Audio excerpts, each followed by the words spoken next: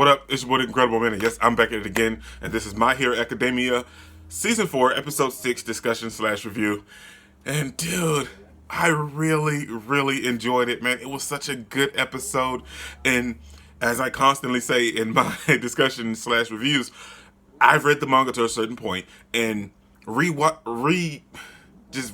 getting all of this stuff again and rewatching it and reading it or whatever, and watching it take place again, and with the animation and the voice actors and having it be colored and everything, it just gives me such a new feeling that I didn't get reading it in the manga, because the voice actors does such a fantastic job. They make you feel every scene.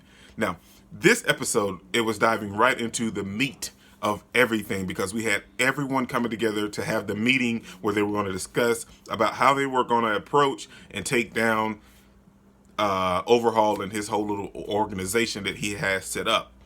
And they also find out that he's working with the League of Villains, that he has this, he's using Ares blood to create bullets to shoot people to lose their quirks, and he's also creating a steroid type drug to overhaul someone's quirk, if you will. And they discussed all of that in this meeting, and for them to go into such depth and to understand, I knew what was happening, but for them to go into such depth and to break it down, especially for the non-manga readers, and just to relive that scene again, was such an epic scene. We got to see Fat Gum get real emotional. We saw Night-Eye get emotional. We saw Mirio and Midoriya get emotional. Then we have Lock-On or Rock something. Anyway, the guy with the dreads, he just kept shooting down. We don't need these kids here the entire episode. But then we saw everyone get real emotional. Then we saw everyone feel for Midoriya and Mirio, because they had Eri and then they had to let her go because Mirio was thinking about the future, and they didn't really kind of want to cross paths with Overhaul right at that moment. But dude, that's what I'm saying. So much went down in this one episode. It explained everything if you were questioning and wondering why everything was taking place. But then we got so much information, and just the emotional impact that came from this episode was just so glorious, man. You felt everything that everyone was saying. And when Mirio and Midoriya popped up and stood up, it was like, well, we'll save her next time. You felt that. You didn't just watch it and it was like, oh wow, that's nice. They're going to save her. No, you felt that, and you felt when they said that they were going to save her. You like, yep, they're going to save her. They're going to save her. And then we have everyone trying to comfort them at the ending of this episode. Trying to get them to understand that hey, you guys, you made a judgment call in that moment. So lift your head, and when we go throughout this whole ordeal, you guys are going to save her, and that's what you guys are going to do. And that's what the meeting was about, was trying to combat a plan because their whole goal in this whole thing is to save Eri. They want to take down Overhaul and dismantle his whole organization, but at this moment, their goal is to save Eri.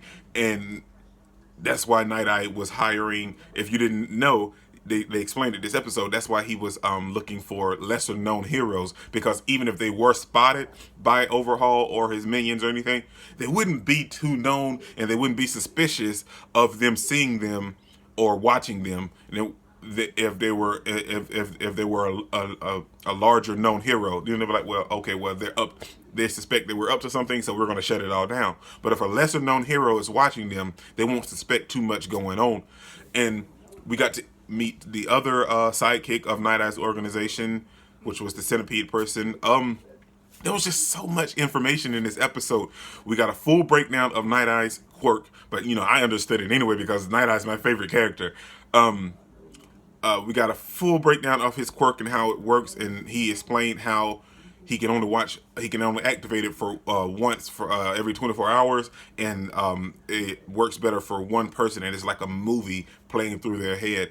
And the reason he doesn't want to activate it now, unless he's 100% sure that they can save Eri or own anyone in particular, is because he would relive the past of something like what happened with All Might, or they could end up dying, and he would see their death played through his head throughout the whole day. And that's something hard that weighs on you very heavy, man. So I'll be with Night-Eye.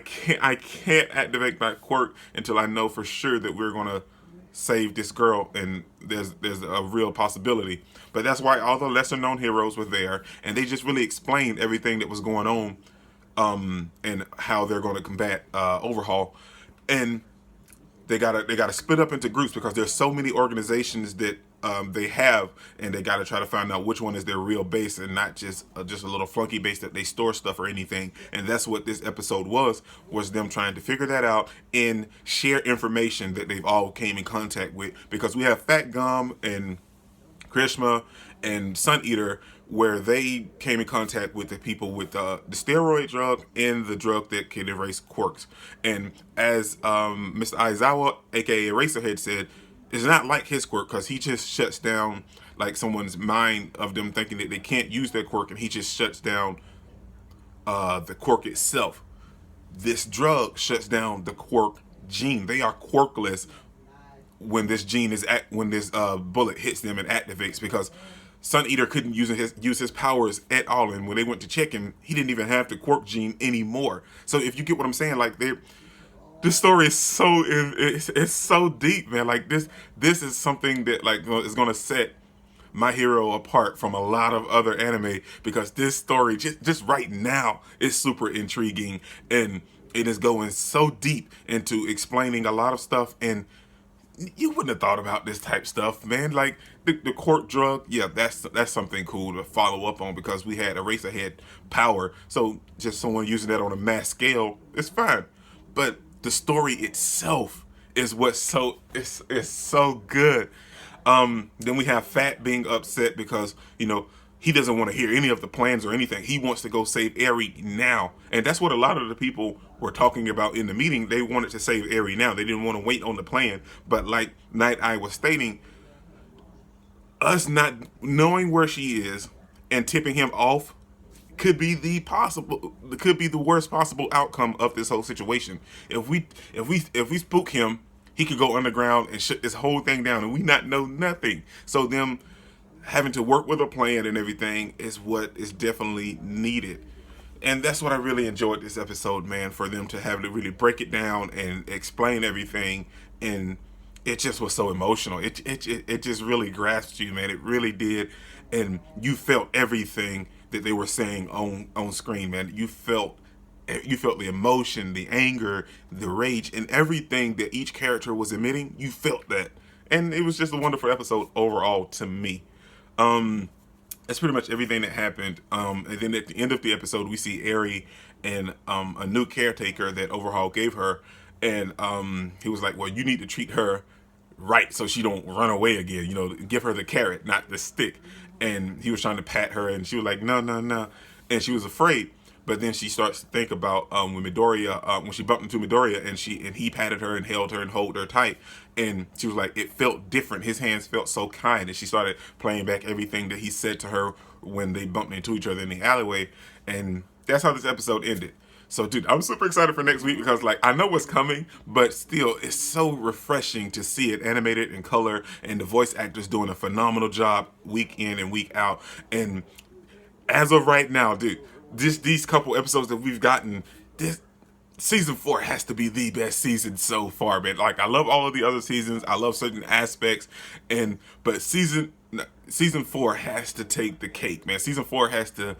It's super elevated above the other seasons, and we're only 6 episodes in, man. This is your boy Dick Incredible. Don't forget to smash that like button so you can't smash it anymore. Comment down below, and I'll be sure to respond to each and every one of them, and subscribe, but only if you really want to, man. And remember, the anime matters, anime is greatness, and anime is life, man. Peace out.